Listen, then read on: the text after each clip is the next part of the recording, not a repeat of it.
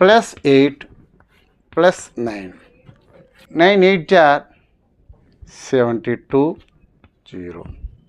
Okay, ఇప్పుడు దీనికి ఇది కలిపిన ఈ ఆన్సర్ వస్తుంది. 1008 plus 9 1017 answer. -4 1000 plus 3 minus into plus minus 3 4 జార్ 12. 1000 కాబట్టి ఇంకో 0 పెట్టుకోవాలి. ఇది కలిపినా ఇది తీసినా వచ్చేస్తుంది. ఇది కలిపితే 999 0 0 0.